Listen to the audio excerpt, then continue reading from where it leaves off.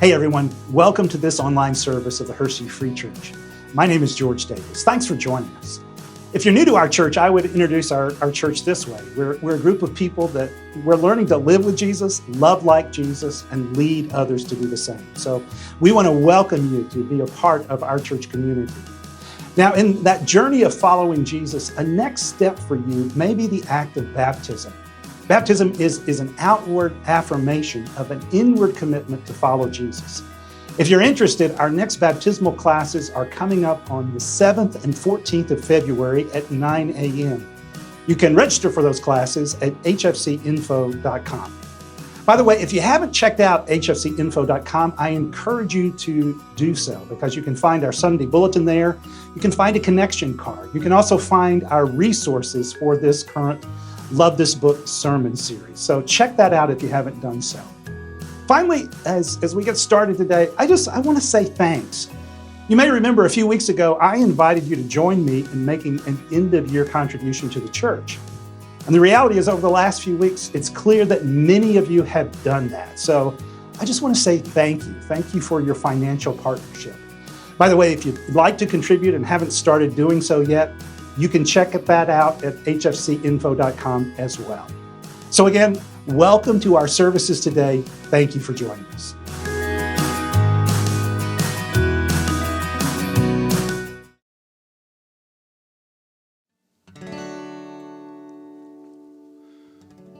Good morning, Hershey Free. It's great to be with you this morning. Let's gather our minds, our hearts, and our bodies and worship our God together.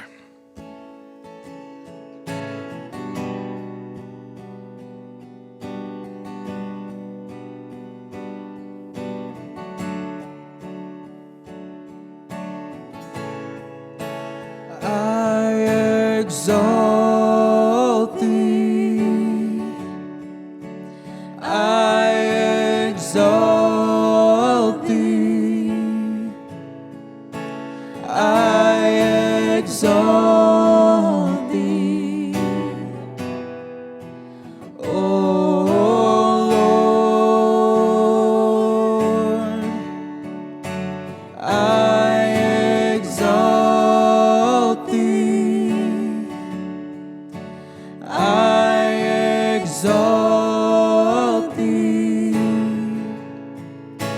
I exalt thee,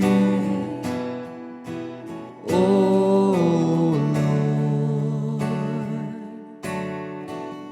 Sing that again. I exalt thee, I exalt thee, I exalt thee, O Lord, I exalt thee, I exalt thee, I exalt thee, O Lord.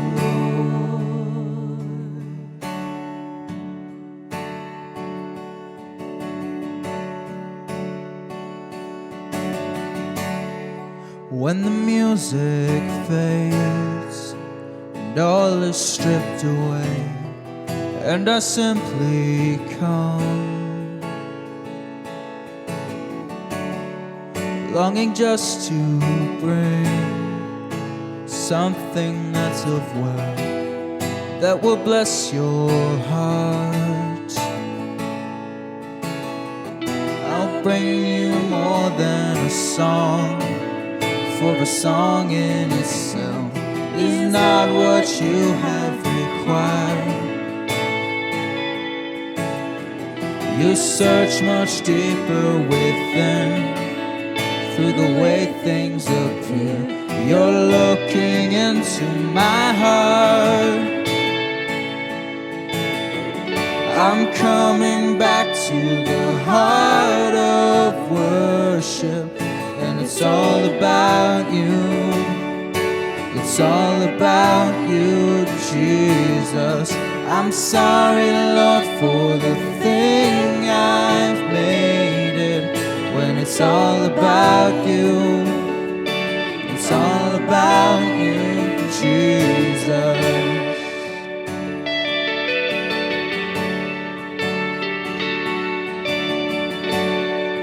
King of endless worth, no one could express how much you deserve. Though I'm weak and poor, all I have is yours, every single breath. I'll bring you more than a song, for a song in itself is not what you have required. You search much deeper within, through the way things appear. You're looking into my heart. I'm coming back to the heart of worship, and it's all about you. It's all about you, Jesus. I'm sorry, Lord, for the thing I've made it. When it's all about you, it's all about you, Jesus. I'm coming back to the heart of worship. When it's all about you, it's all about you, Jesus. I'm sorry, Lord, for the thing I've made it. When it's all about you, it's all about you, Jesus.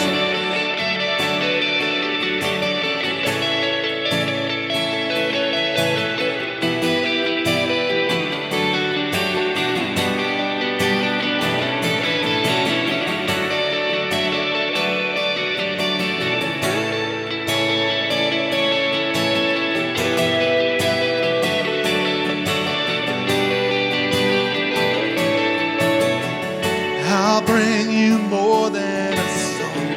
I'll bring you more than a song.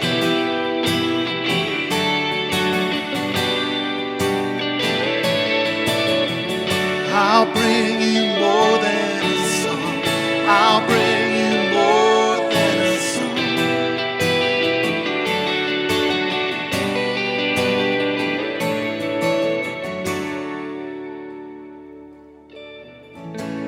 Let that be the cry of our hearts, that we would bring God more than just our songs this morning. That we would lay down our crowns of what our expectations are as we worship Him. And that we would be humbly before Him, laying down our pride.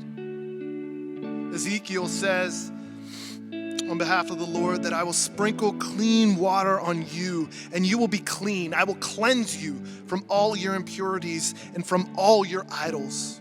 I will give you a new heart and put a new spirit in you. I will remove from you your heart of stone and give you a heart of flesh. And this morning, with all of our lives, we want to just come before God and lay down our pride and our idols and worship Him and Him alone.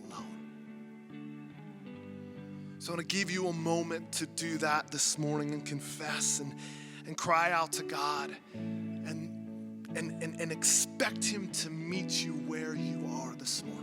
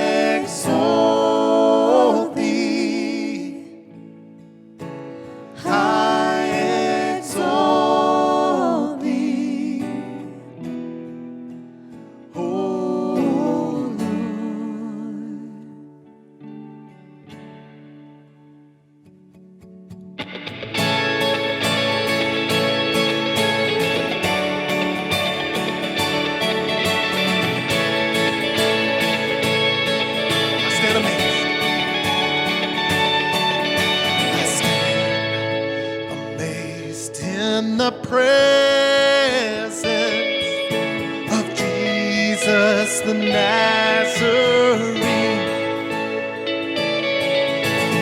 Wonder how he could love me, a sinner condemned unclean. Oh, how marvelous, how wonderful, and my song shall ever be. How marvelous, how wonderful is my Savior's love for me.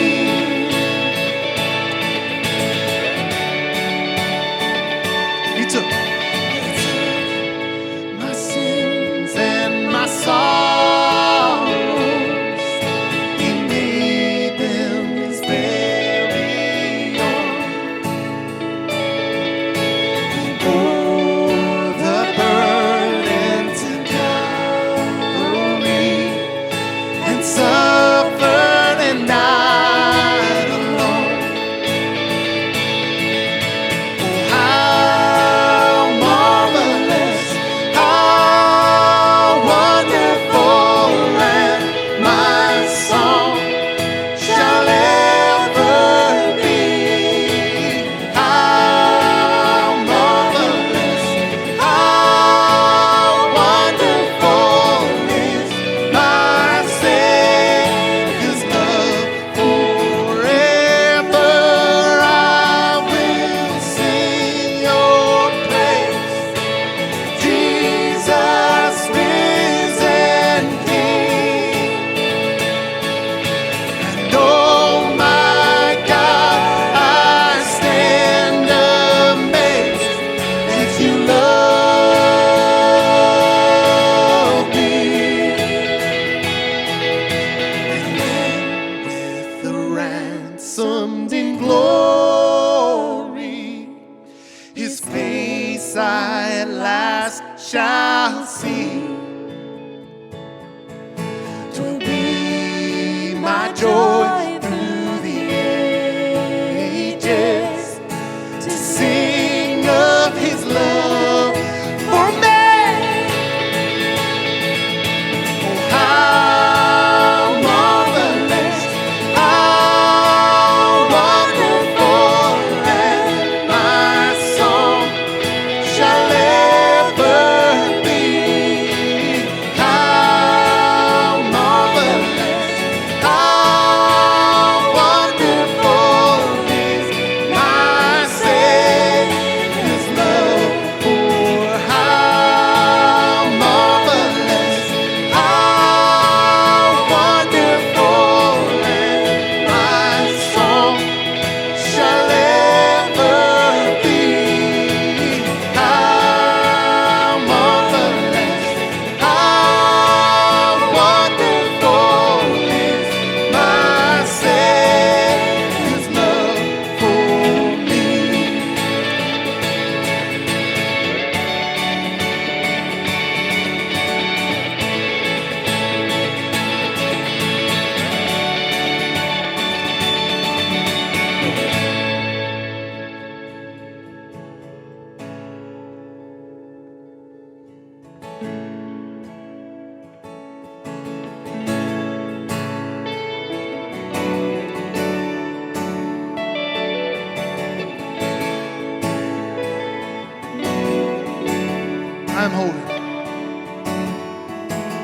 I'm holding on to faith, 'cause I know you'll make a way. I don't always understand, I don't always get to see, but I will believe it, yes, I will believe it. 'Cause you make mountains move, you make giants fall, you use songs of praise to shake prison walls. I will speak to my fear, I will preach to my doubt.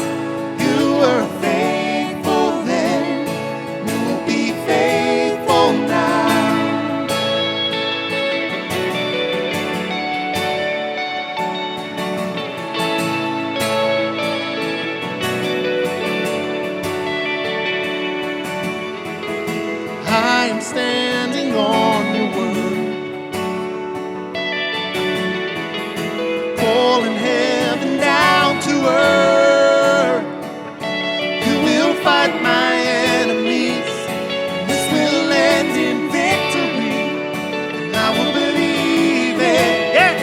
Yes, I will believe it. You make mountains move. You make giants fall. You use songs of praise to shake prison walls. I will speak to my fear. I will preach to my doubt. You were faithful then. You'll be faithful now. Yes, you were faithful then. You'll be faithful now. And I know that I know you never fail. And I know that I know you never will. Yes, I know that I know you never fail. And I know that I know you never will. You make mountains move. You make giants fall. You use songs of praise to shake prison walls. I will speak to my fear. Oh, I will preach to my doubt. You were faithful then. You'll be faithful now. Yes, you make mountains move. You make giants fall. You use songs of praise to shake prison walls. I will speak to my fear. Oh, I will preach to my doubt. You were faithful then. You'll be faithful now. Yes, you were faithful then. You'll be faithful now.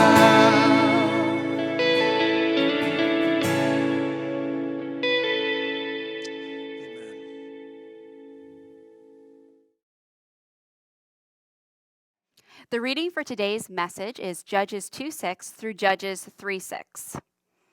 After Joshua had dismissed the Israelites, they went to take possession of the land, each to their own inheritance. The people served the Lord throughout the lifetime of Joshua and of the elders who outlived him and who had seen all the great things the Lord had done for Israel. Joshua, son of Nun, the servant of the Lord, died at the age of 110. And they buried him in the land of his inheritance at Timnath-Heres in the hill country of Ephraim, north of Mount Gaash. After that whole generation had been gathered to their ancestors, another generation grew up who knew neither the Lord nor what he had done for Israel. Then the Israelites did evil in the eyes of the Lord and served the Baals. They forsook the Lord, the God of their ancestors, who had brought them out of Egypt. They followed and worshipped various gods of the peoples around them. They aroused the Lord's anger because they forsook him and served Baal and the Ashtaroths. In his anger against Israel, the Lord gave them into the hands of raiders who plundered them. He sold them into the hands of their enemies all around, whom they were no longer able to resist. Whenever Israel went out to fight, the hand of the Lord was against them to defeat them, just as he had sworn to them. They were in great distress. Then the Lord raised up judges who saved them out of the hands of these raiders. Yet they would not listen to their judges, but prostituted themselves to other gods and worshipped them. They quickly turned from the ways of their ancestors who had been obedient to the Lord's commands. Whenever the Lord raised up a judge for them, he was with the judge and saved them out of the hands of their enemies as long as the judge lived. For the Lord relented because of their groaning under those who oppressed and afflicted them. But when the judge died, the people returned to ways even more corrupt than those of their ancestors, following other gods and serving and worshiping them. They refused to give up their evil practices and stubborn ways. Therefore, the Lord was very angry with Israel and said, "Because this nation has violated the covenant I ordained for their ancestors and has not listened to me, I will no longer drive out before them any of the nations Joshua left when he died. I will use them to test Israel and see whether they will keep the way of the Lord and walk in it as their ancestors did. The Lord had allowed those nations to remain. He did not drive them out at once by giving them into the hands of Joshua. These are the nations the Lord left to test all those Israelites who had not experienced any of the wars in Canaan. He did this only to teach warfare to the descendants of the Israelites who had not had previous battle experience. The 5 rulers of the Philistines, all the Canaanites, the Sidonians, and the Hivites living in the Lebanon mountains from Mount Baal Hermon to Lebo Hamath. They were left to test the Israelites to see whether they would obey the Lord's commands, which he had given their ancestors through Moses. The Israelites lived among the Canaanites, Hittites, Amorites, Perizzites, Hivites, and Jebusites. They took their daughters in marriage and gave their own daughters to their sons and served their gods. This is God's word for us today. Hey, thanks, Anna, for reading that. As you can tell from this text that she just read from Judges 2, the main problem going on here is idolatry. And believe it or not, idolatry is one of the most frequently discussed problems within the Bible. Now, I tell you, that alone is mind-boggling to me. And it kind of blows my mind to see how the story unfolds in this tale of Judges and throughout the rest of the book. I mean, you have these people that are worshipers of Yahweh, and they've been told that Yahweh's one big beef with them is to not worship idols. Whatever you do, people, do not worship false idols. Only worship me. And he says it over and over again. Whatever you do, don't carve out images. Don't have divination ceremonies for different objects and raw materials like your neighbors, the Canaanites, do. Whatever you do, don't bow down and kiss these idols and pray to them and sing to them. Whatever you do, don't worship idols. That's the one thing I want you not to do. And over, through the book of Judges and through the rest of the Old Testament, we see that this is the pattern that continually happens. The people of Israel continually go back to worshiping false gods, to worshiping idols. Now, I don't know about you, but when I think about idolatry, I think of a land far away and a people long ago and far away. I think of some kind of fairy tale when I think of idolatry. I think of a BC era. I think of an ancient people that are pre-science, pre-enlightenment, pre-common sense, pre-intelligence. I mean, why would you worship a false god like this? I see voodoo dolls every now and then. I might watch a show that has a Ouija board or see a Buddha statue or figurine, or I see horoscopes in my newspaper, and I guess there's some people that might take that a little more seriously than the average person does. So I see some things like that. But for the most, when I think of this kind of idolatry, I think that's not really a problem anymore. Surely that's not a problem for the year 2021 here in central Pennsylvania for people like you and me. That's not really a problem anymore, is it? Well, see, the interesting thing, the intriguing thing, and listen here, is that idolatry comes up again, several times actually, throughout the New Testament. Now, the New Testament occurs, maybe 3,000 years or so away from this tale that we just read in Judges chapter 2. It comes after the time of Jesus, after Jesus was crucified, he died and resurrected. That's when the New Testament letters were written to us and to the church. But even in those letters, idolatry comes up. Now, by the time Jesus comes on the scene, the idolatry that we see in Judges of worshiping blocks of stone or blocks of wood or a golden calf, things like that, those days are long gone. We don't see that in Judaism. We don't see that in the synagogues of the Jews in the first century. We don't see that in Christian churches. It's still around in the known world around them. It's still a part of the Greco-Roman culture around them. But if you were to go into a Christian house church, if you were going to go into a Jewish synagogue around the time of Jesus, you would not see this as a problem. Which begs the question, why is it that over and over the New Testament writers say stuff like, do not be idolaters? Once again in that same chapter, my dear friends, flee from idolatry. 1 John, dear children, this is the very last verse of John's letter here. The very last thing he tells them is, please keep yourself from idols. And there's many other verses throughout the New Testament that refer to idolatry in some way. We're not going to read through them all. You can look that up yourself. So why is it that the New Testament writers still write to people and ask them to flee from idolatry and do not become idolaters like the ancient Israelites did? Well, what we notice is that these passages are not just talking about people who would go into an ancient pagan temple and bow down their knee to a physical statue. Idolatry throughout the New Testament is described in other ways. And and really, the New Testament is a point that I see in a book written by Tim Keller. He writes this quote: "All people, including us, have an inexhaustible drive for God-making."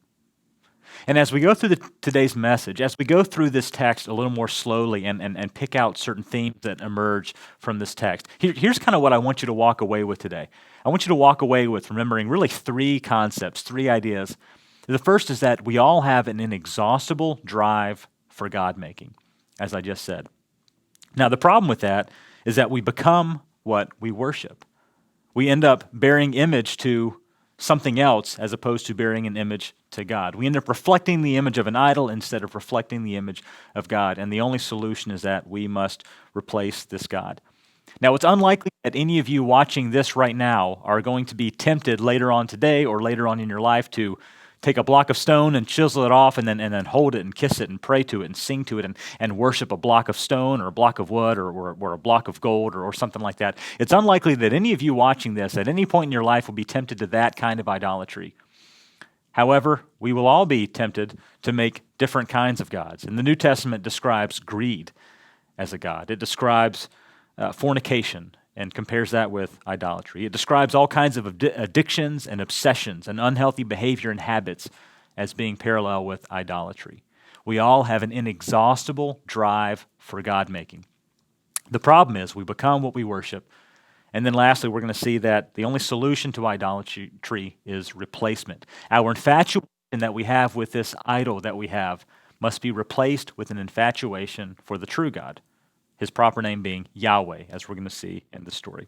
So let's go back to Judges chapter 2, starting in verse 7, and I'll read this to you. So Judges 2:7, "The people served the Lord." That's the proper name for God, so I'm going to call him Yahweh so that we don't get him confused with other gods. I'm not going to use the word God too much. "The people served Yahweh throughout the lifetime of Joshua and of the elders who outlived him and who had seen the great things the Lord had done for Israel. After that whole generation had been gathered to their ancestors, another generation grew up who knew neither Yahweh nor what he had done for Israel. Then the Israelites did evil in the eyes of Yahweh and served the Baals. They forsook the Lord, the God of their ancestors, who had brought them out of Egypt, and they followed and worshipped the various gods of the people around them and aroused Yahweh's anger." So that's what we see in this text. Now, our text, you'll notice somewhere in here, I'm not sure if it's on this screen or not, we see Baals are mentioned. Now, the name Baal can be the name of a particular god, or it can just be a generic name for God. In the same way that you and I might say that we prayed to God this morning, someone who worships another god like Allah or the Brahmin or the Buddha, they may also be saying that, hey, I prayed to God this morning as well. Now, you and I know that we're talking about very different gods when we use the same name God. The same can be true about Baal. Baal can be referring to a particular god that was worshipped in the Canaanite world, or it can just mean, there are many Baals, there are many gods, there are many Asherahs. There were many Baals in that day, and every Baal, every god had a particular image. It could have been a tree that was carved and painted a particular way. It could have been a block of stone that had been chiseled and cut into a particular looking statue. It could have been gold that was melted down and then formed into a form of some kind of animal to be worshipped, like a golden cow, as we're going to see also happens in Israel's history. And in the same way, you and I today, we may not bow down to idols of stone and gold and wood and metal and things like that. However, there are many idols that surround us in our society and in the world. There are sexual idols such as pornography, fornication, fetishes, romantic idealism. We can bow down to ritual idols such as witchcraft, the occult, or superstition. There are relational idols at our expense. These would be codependent relationships, dysfunctional family dynamics.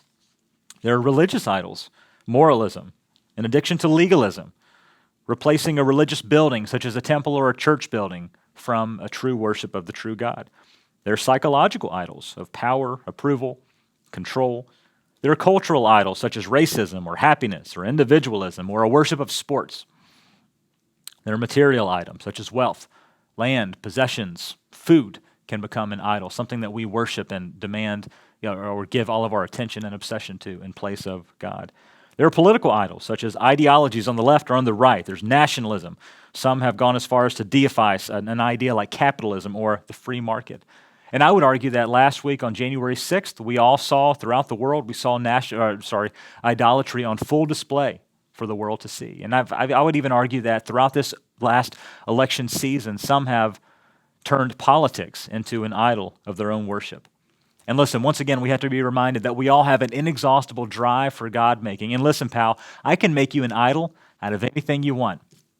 Bring me a block of wood, and I can make you an idol. Bring me some stone, bring me some metal, bring me some silver, bring me whatever you want, and I can make you an idol before lunch. This is how idols work. And even in today's world, I can make you an idol out of anything you want. Bring me a credit card, and I can make you an idol. Bring me a national flag. I can make you an idol easy. Bring me a beautiful body. Bring me a syringe. Bring me a degree. Bring me a plate of comfort food.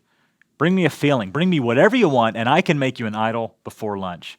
Because all of us have an inexhaustible drive for God-making. But the problem that we see here is that we become what we worship. Instead of reflecting God, we end up reflecting the image of this idol that we have made. Now, reading this story in Judges 2 should bring back our memories. If we've been reading chronologically, this should bring back and jog a memory of something that happened in Exodus. It's this terrible incident in Israel's history that throughout the prophets and the writers, they keep reminding them of this instance that happened long ago in the book of Exodus. Hey, don't let this happen again. It's known as the incident of the golden calf. You see, what happened was, after Yahweh had delivered his people, after Yahweh had delivered the Israelites out of slavery, out of Egypt, they were on their way to this promised land of freedom. And Moses, their leader, goes up into a mountain to get instructions and to hear and to speak with Yahweh, with God. But as he comes down, he notices that the people have grown weary of him being up there. They've gotten tired of him being up there. What happened to Moses? What happened to Yahweh? So what they end up doing is they take off their golden earrings, their golden necklaces. They collect gold from everybody within the tribe there. And they go to a priest named Aaron and say, hey, Aaron, we want you to melt this down and make us an idol. We want you to make us something that we can worship. Unfortunately, Aaron, the priest, he does exactly what they say. He melts down the idol and then molds it. He melts down the gold and molds it into an idol of a baby cow or a golden calf. Now, what is interesting is that from this point in Israel's history and on through the rest of the Bible, even into the New Testament, we see the Israelites described in the same way that you would describe a golden calf. They're described as being a stiff-necked people.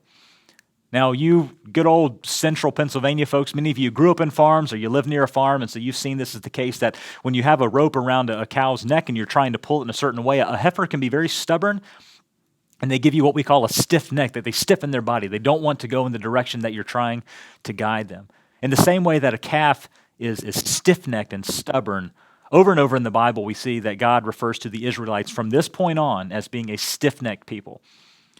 In the same way that an idol has actual ears that have been molded into the animal and into the idol's features. They have ears, but those ears can't see. They have eyes, but those eyes cannot see. These are the ways that the Israelites are described from this point on and throughout the rest of the Bible. They have eyes, but they can't see. They have ears, but they can't hear. They're stiff-necked people. They have a hard heart. In the same way that this golden cow is made of nothing but metal and it's just hard on the inside, the Israelites, my people, Yahweh says, have a hard heart. They have become the very thing that they worship. And this is the primary problem with idolatry. This is why Yahweh is so opposed to the practice of idolatry.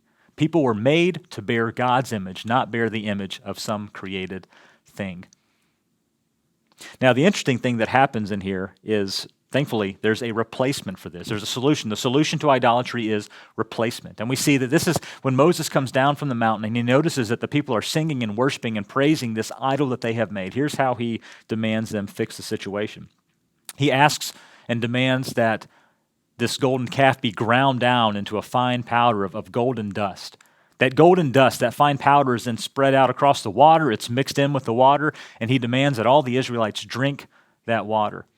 In other words, they were the ones who were saying that this is the idol that has delivered us from Egypt. This is the idol that provides for us. This is the idol that feeds us. And so now that idol is making good on the promises that it has made. And it is becoming literally the food and the nutrients that the Israelites have made. And this disgusting and really harsh punishment that comes to them is meant to be a reminder that this is not your God. This is this idol is nothing but empty promises that will never deliver you. that will never be delivered upon. And so they are forced to drink that down and then replace that infatuation, that praise, that worship that was given to the idol. They are now asked to redirect that and develop an infatuation and a worship for the true God, for Yahweh. Now we're going to get back to our text here. We're going to start in verse number 13. And what we're going to see is that over and over this pattern develops where the Israelites continually direct their attention to these false gods and to these false idols. But what they don't fully realize at the time is that idol worship has natural consequences.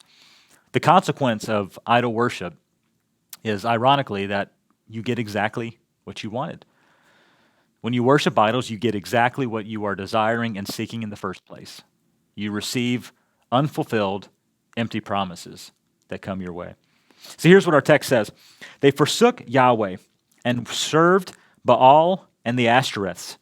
In his anger against Israel, Yahweh gave them into the hands of raiders who plundered them. He sold them into the hands of their enemies all around, whom they were no longer able to resist. And whenever Israel went out to fight, the hand of Yahweh was against them to defeat them, just as he had sworn to them.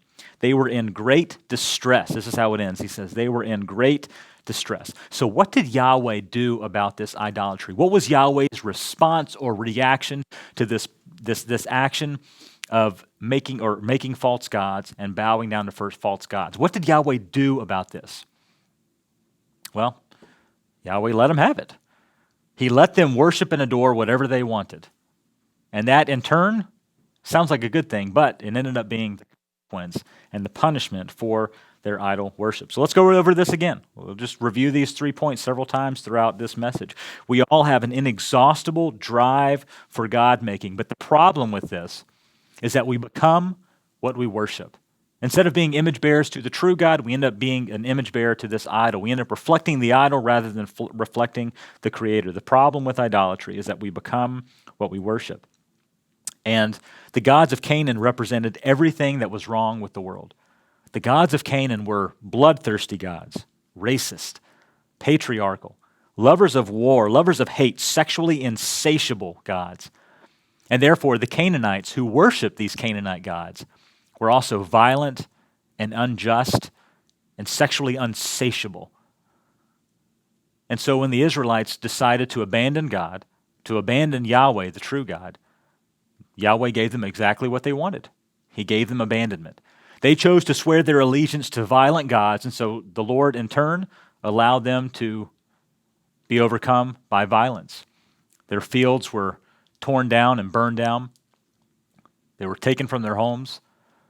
Their women were taken advantage of. Their children were taken, stolen, and enslaved. This is what resulted from their idolatry. They wanted and desired and wanted to worship and adore violent, unjust, bloodthirsty gods. And in turn, the abandonment and the violence that comes from that is what came to them.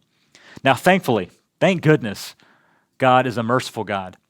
And even though the Israelites had turned to holding these useless, lifeless, helpless idols, and they had become what they worship. They are now helpless and useless and lifeless in themselves, but they turn out to God. They end up praying to Him. Over and over, this pattern happens. They pray to Him and say, God, we need deliverance. They turn from those idols, and they direct their attention back to Yahweh, the true God, and Yahweh always delivers them. He sends a leader. He sends someone that they call a judge who gives them supernatural victory in battle to get away from their enemies. So here's what this text says, picking up in verse 15 again. They were in great distress. Then Yahweh raised up judges who saved them out of the hands of these raiders. Yet they would not listen to their judges, but prostituted themselves to other gods and worshiped them. They quickly turned away from the ways of their ancestors, who had been obedient to Yahweh's commands.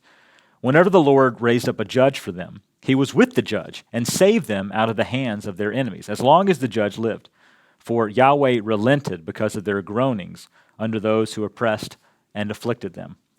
But when the judge died, the people returned to ways even more corrupt than those of their ancestors. Following other gods and serving and worshiping them, they refused to give up their evil practices and wicked ways. Sorry, I didn't update the slide there. But that's how it ends. And in this text, in this paragraph, we see that the book of Judges shows us a pattern continue throughout the book of Judges. We're going to see that the people turn away. They turn their affections away from Yahweh and towards these false and violent gods. and then going through this pattern where the violence overtakes them. And they sought abandonment, and so God gave them abandonment, and now they're in distress, and they turn back to him, and a judge comes and delivers them. They continue to worship Yahweh until their affection is drawn to these false gods, and the pattern just continues over and over and over. This reminds us of the points that I made earlier, that we have an inexhaustible drive for God-making. Now, when you read this, I imagine you wonder the same question that I wonder. Why? Why do these people keep turning to these blocks of stone and these blocks of metal? Why do these people keep turning to these carved trees that have been turned into gods? Why do they keep doing this? Of course, the answer to that is really simple, because these people that lived 5,000 or so years ago are just like you and me. They have an inexhaustible drive for God-making, just like we have an inexhaustible drive for God-making. And of course, all of us would think, well, I'm more sophisticated than that. I'm more sophisticated than this ancient person who would actually think that a block of stone can deliver promises to me. However, once again, what we see in the New Testament is that those of us who are more advanced or more sophisticated than our ancient ancestors aren't all that much more sophisticated than them, because we still turn to things that offer empty and vain promises, unfulfilled promises that we hope will deliver us and give us satisfaction and make us feel better about ourselves. In Colossians 3:5, we see that greed is compared with idolatry. In 1 John 5:21, it warns us of anything that preoccupies our heart and calls that idolatry. Philippians 3:2 speaks of people who have God as their belly. Titus 1:14 rebukes legalistic Christians for having certain doctrines or moral standards that they equate as their own God. 1 Corinthians 6 links sexual sin with idolatry. And in Matthew 6:24, Jesus links the love of money with idolatry. I'm not going to read these full passages, but you see this pattern of we all have this inexhaustible drive for God-making, whether it's a block of stone or whether it's greed or anything else for that matter. We all have an inexhaustible drive for God-making, and the problem is that we become what we worship. We need to heed the words of Psalm 115:8. Those who make them will be like them. You know what? Alcohol makes me feel interesting. It makes me feel better about my circumstances. It makes me feel more happy about my life.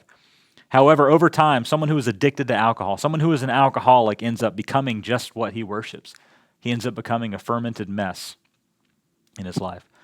Sexual addiction can make me feel less lonely. It can make me feel as if I'm loved, but we all know that sex apart from a loving marriage relationship is actually empty. It's vain. It's a counterfeit. And over time, a sex addict ends up becoming abused, feeling lonely, feeling guilty. Over time, he or she becomes what he or she worships, empty love. Money makes me feel like I'm in control. I feel that the more money I have, the less anxious I'm going to be about something bad happening, the more control I'm going to feel that I have. However, over time, a greedy person ends up feeling anxious about everything, and the more he has is never enough. The greed takes over, and he becomes what he worships. My work can make me feel important. My work can make me feel like I'm needed. However, over time, an alcoholic or a workaholic, someone who is addicted to his work, becomes what he worships. Just a working mess that cannot be pulled away from his work, enslaved by his work. For some, food gives them comfort, makes them feel better about their situation, makes them feel good, and they want to continually go to this comfort food. But over time, they end up becoming what they worship, and they become morbidly obese. Over and over we could go, but there comes a point in everyone's life when their affections can be drawn so far that it actually turns into full-blown idolatry, and they become what they worship. And they are bringing glory and attention to their idol rather than glory and attention to the true God, to Yahweh. The only solution to this, of course, is that we must turn our infatuation away from idolatry and turn our infatuation towards the true God, towards Yahweh. The only solution to idolatry is replacement. Now, I want you to look at me at this New Testament text that was written to the Christians in Corinth during the first century. Here's what the text says. Now, these things occurred as examples to keep us from setting our hearts on evil things as they did. Now, the writer's not specifically talking about the book of Judges, but he's just in general talking about the Israelites and this pattern that they had of setting up idols and worshiping false gods and all the issues that came and resulted from that. And he's saying, hey, these things were written down, and we talk about these things, and we read these things, and they're in your Bible because they're to remind you that you can't let that happen to you. Don't let this pattern fall on you. Don't set your heart on evil things as they did.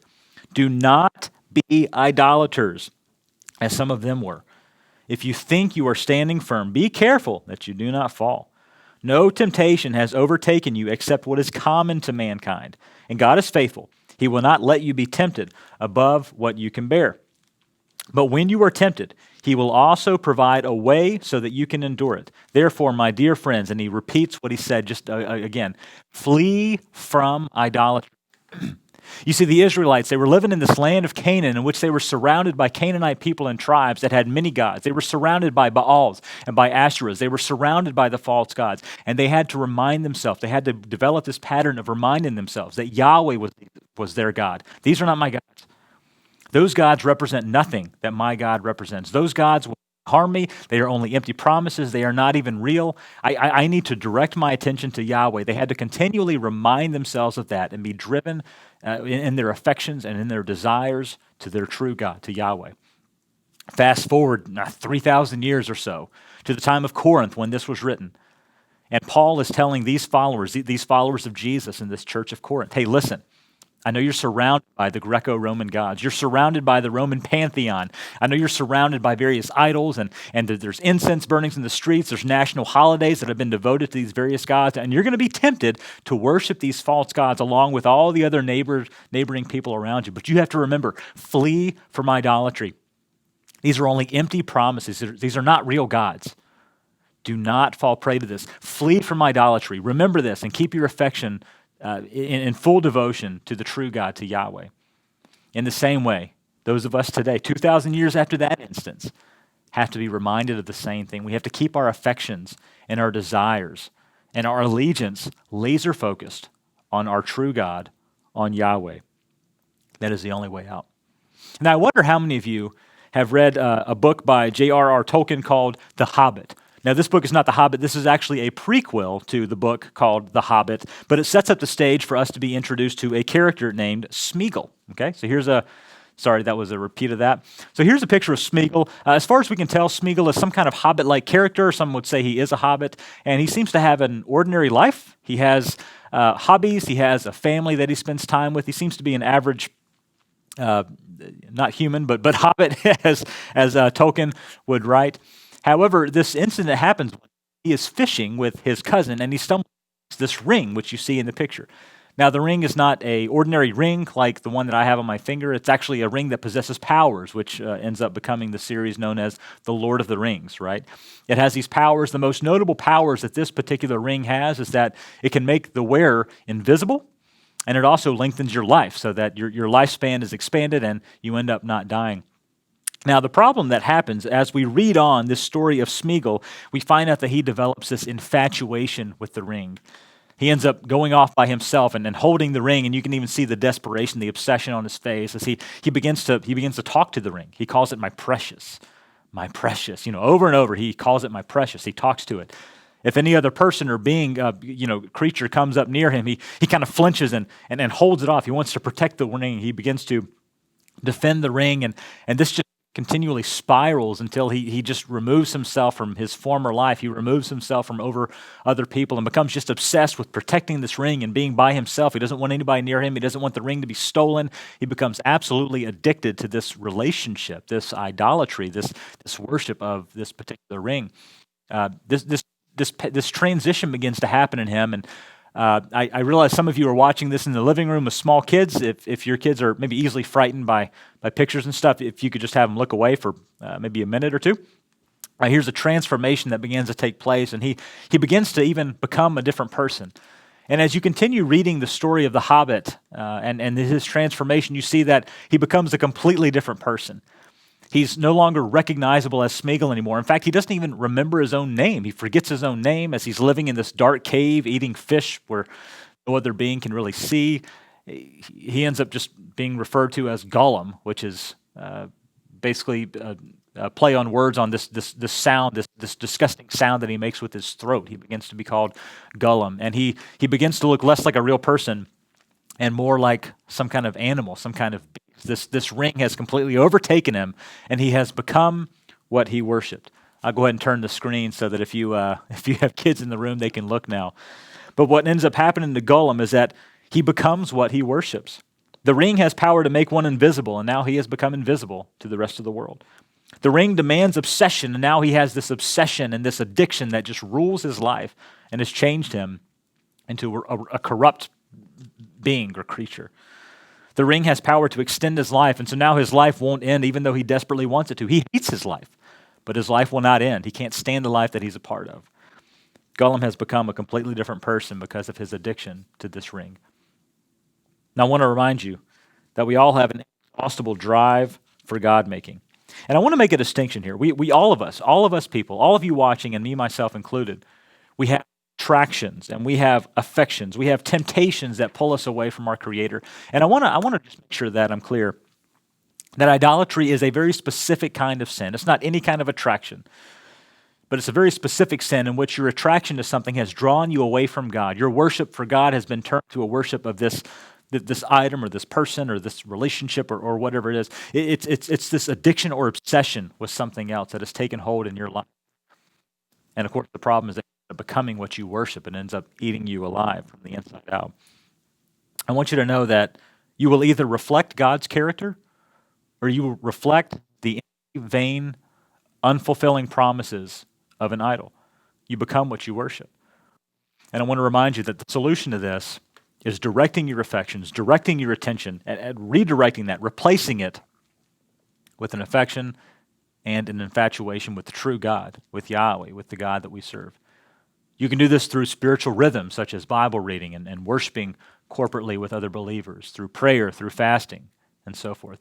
You can do this by having Christian community such as a Live, Love, Lead group. I will say that the only way to help overcome our addictions is help from some other person.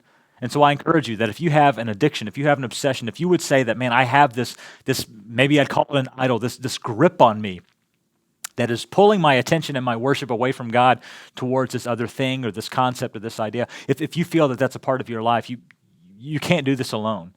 Gollum could not get rid of this ring by himself, and you cannot get rid of your idolatry alone.